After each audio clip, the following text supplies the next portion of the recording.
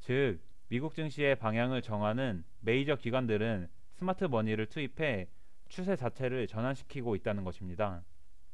또한 이런 거대 자금과 스마트 머니는 관성이 매우 커서 한번 대세적인 방향이 전환되면 다시 뒤집어지기가 매우 힘듭니다. 어렵고 길게 말했지만 요약하자면 거대 자본과 스마트 머니는 이미 미국 증시를 중장기적인 상승 추세로 만들고 있다는 것입니다. 안녕하세요. 투자를 기록하는 구호개미입니다. 화요일 파월의 인터뷰로 엄청난 변동성을 보이다 강하게 상승했던 미국 증시가 수요일은 힘없이 무너져 내렸습니다. 수요일 미국 증시는 화요일 상승분을 모두 반납하면서 마감했지만 사실 중요한 지표 발표는 없었고 이렇다 할 악재도 없었습니다. 다만 연준 위원들의 매파적인 발언이 지속되었으며 구글이 발표한 챗봇 바드가 테스트에서 아쉬운 대답을 보여 이를 명분으로 8% 넘게 하락했고 전체적인 미국 증시를 끌고 내려가 나스닥 마이너스 1.68%, S&P 500 마이너스 1.11% 하락했습니다. TQQQ는 마이너스 5.38% 하락하여 24.99달러로 마감했습니다. 저는 여전히 추가 매수하고 있지 않아 보유 수량은 1300주 그대로이며 저에게 언제부터 TQQQ를 다시 매수할 거냐고 물어보시는 분이 계신데 저는 22달러 정도까지 충분한 조정이 나오면 그때부터 다시 매수를 시작할 것입니다. 수요일 미국 증시를 자세히 살펴보면 여러 연준 위원들의 매파적인 발언이 지속됐습니다. 우선 연준의 쿡 이사는 연준이 인플레이션을 목표 수준으로 낮추기로 결심했다며 아직 금리 인상이 끝나지 않았고 금리를 충분히 제한적으로 유지해야 할 것이라고 했습니다. 월러 이사 또한 인플레이션을 낮추기 위한 연준의 노력에 대해 성과가 나오고 있지만 아직 갈 길이 멀고 현재 예상하는 것보다 더 오랜 기간 더 높은 금리가 지속되는 긴 싸움이 될 수도 있다고 했습니다. 윌리엄스 뉴욕 연은 총재 또한 고금리를 몇 년간 지속해야 한다는 매파적인 발언을 했습니다. 매번 FOMC 회의가 끝나고 다음 블랙아웃 기간까지 연준 위원들은 로봇같이 뻔한 말을 계속하고 있습니다. 데이터가 잘 나오든 잘 안 나오든 아직 인플레이션이 끝나지 않았으며 계속 제한적인 수준에서 금리를 유지해야 된다고 말합니다.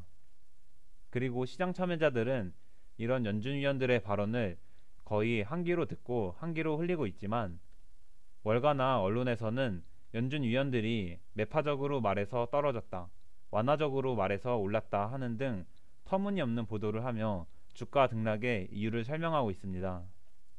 실제로 수요일 많은 연준 위원들이 매파적인 발언을 했지만 금리 전망은 오히려 조금 완화됐고 2년물 국채금리 또한 하락한 것을 보면 시장 참여자들은 이제 연준 위원들의 발언은 거의 신경 쓰지 않는다는 것을 알 수 있습니다. 이런 이유로 오늘도 언론이나 전문가들이 하는 말을 무조건적으로 받아들이지 마시고 스스로 정보를 찾아보고 직접 판단하시길 당부드립니다.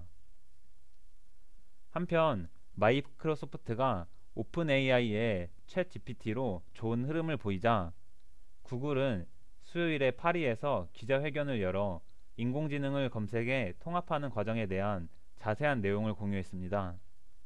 이 기자회견에서 구글이 소개한 영상 중 챗봇 바드의 제임스 웹 우주망원경에 관련 질문에 대한 대답이 사실적 오류라는 과학자들이 지적하며 정확성에 대한 우려가 제기됐습니다. 이를 명분으로 구글의 주가는 8% 가까이 하락하며 전체적인 미국 증시 분위기를 끌고 내려갔습니다.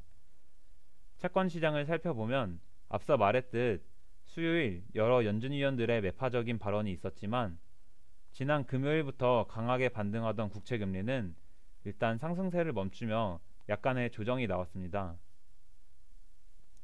고용보고서 발표 이후 국채금리는 1월에 박스권 상단을 뚫고 올라왔는데 오늘 밤부터 발표되는 실업수당 청구 건수와 금요일 기대 인플레이션, 다음 주 CPI 지수 발표까지 주요 경제지표가 어떻게 나오는지에 따라 국채 금리가 상승세를 지속할지 멈출지 정해질 것이고, 이것은 주식시장에도 큰 영향을 줄 거라 생각합니다.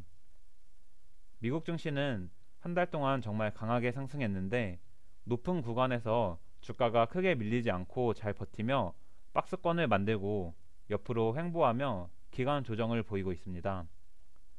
이렇게 주가가 높은 구간에서 중장기 이동평균선과 이격도를 벌린 채 떨어지지 않고 잘 버티며 20일, 60일, 120일 이동평균선들을 끌어올리며 이동평균선들을 수렴시키고 골든크로스를 만들어내고 있습니다.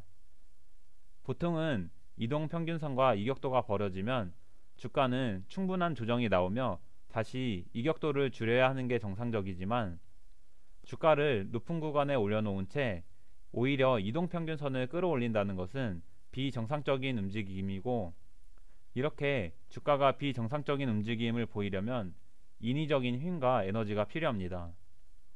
즉, 미국 증시의 방향을 정하는 메이저 기관들은 스마트 머니를 투입해 추세 자체를 전환시키고 있다는 것입니다. 또한 이런 거대 자금과 스마트 머니는 관성이 매우 커서 한번 대세적인 방향이 전환되면 다시 뒤집어지기가 매우 힘듭니다. 어렵고 길게 말했지만 요약하자면, 거대 자본과 스마트 머니는 이미 미국 증시를 중장기적인 상승 추세로 만들고 있다는 것입니다.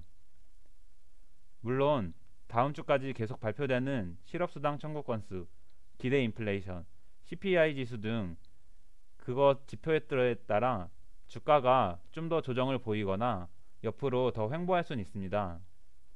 그러나 현재 대부분의 시장 참여자들이 5월까지 금리를 25bp 올린다고 전망하고 있으며, 6월까지 25bp씩 인상하여 최종 기준금리를 5.5%로 보는 시장 참여자들도 적지 않은데, 이런 암울한 전망이 모두 주가에 반영해도 지금처럼 주가는 크게 떨어지지 않고 있습니다. 앞으로 물가지표와 고용지표가 좀 더 완화적으로 나오면 분명 시장 참여자들의 금리 전망 또한 순식간에 완화될 것이며, 그렇게 되면 시장은 억눌러 있던 주가를 되돌리고 상승시킬 것입니다. 여기에 더해 지난 고용보고서에서 실업률이 3.4%가 나오며 50여 년 만에 최저치를 기록했지만, 계속해서 이렇게 최저치를 갱신할 수는 없습니다. 54년 만에 최저치를 찍었다는 것은 반대로 생각하면 이제 더 내려가기는 힘들고 올라갈 일만 남았다고 생각할 수도 있습니다. 물론 앞으로 지표가 어떻게 나올지, 그에 따라 주가는 어떻게 움직일지 그 누구도 예상할 수 없습니다.